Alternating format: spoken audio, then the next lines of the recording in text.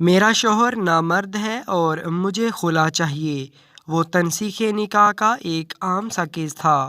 اچھی پڑھی لکھی فیملی تھی، دو پیارے سے بچے تھے، لیکن خاتون باضد تھی کہ اس کو ہر حال میں خلا چاہیے، جبکہ میرا موکل شوہر شدید صدمے کی کیفیت میں تھا۔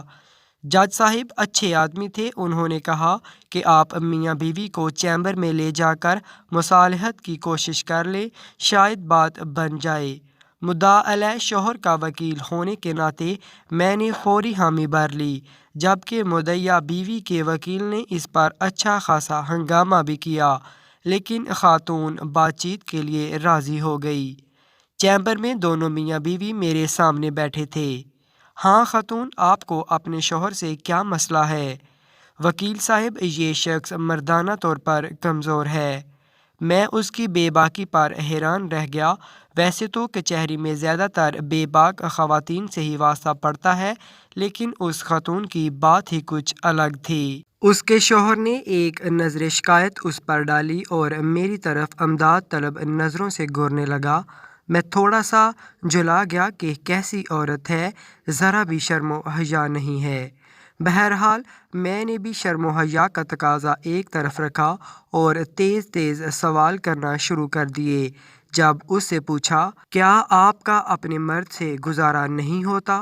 تو کہتی کہ ماشاء اللہ 2 بچے ہیں ہمارے، یہ جسمانی طور پہ تو بالکل ٹھیک ہے، تو بیوی پھر مردانہ طور پر کمزور کیسے ہوئے؟ میں نے استغفار کیا۔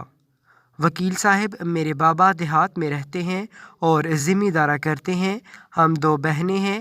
میرے والد نے ہمیں کبھی دھی رانی سے کم بلایا ہی نہیں، جبکہ میرے شوہر مجھے کتی کہہ کر بلاتے ہیں۔ یہ کون سی مردانہ صفت ہے وکیل صاحب؟ مجھ سے کوئی چھوٹی موٹی غلطی ہو جائے تو یہ میرے پورے میکے کو گالیاں دیتے ہیں۔ آپ ہی بتائیں کہ اس میں میرے مائکے کا کیا قصور ہے؟ یہ مردانہ صفت تو نہیں، نہ کہ دوسروں کی گھر والیوں کو گالی دی جائے۔ وکیل صاحب، میرے بابا مجھے شہزادی کہتے ہیں اور یہ غصے میں مجھے کنجری کہتے ہیں۔ وکیل صاحب، مرد تو وہ ہوتا ہے نا جو کنجری کو بھی اتنی ہی عزت دے کہ وہ کنجری نہ رہے، اور یہ اپنی بیوی کو ہی کنجری کہہ کر پکارتے ہیں۔ یہ کوئی مردانہ بات تو نہ ہوئی نا؟ وکیل صاحب، اب آپ ہی بتائیں، کیا یہ مردانہ طور پر کمزور نہیں ہے؟ میرا تو سر شرم سے جھک گیا۔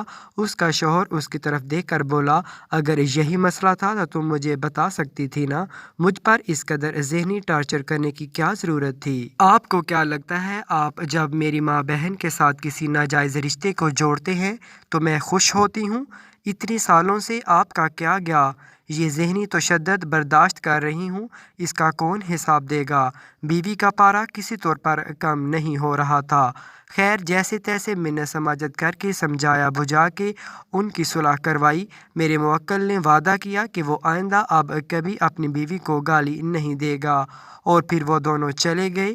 میں کافی دیر تک وہیں کھڑے سوچتا رہا کہ گالیاں تو میں نے بھی اس خاتون کو اس کے پہلے جواب پر ہی دل میں بہت دی تھیں، تو شاید میں بھی نامرد ہوں، اور شاید ہمارا معاشرہ نامردوں سے بھرا پڑا ہے۔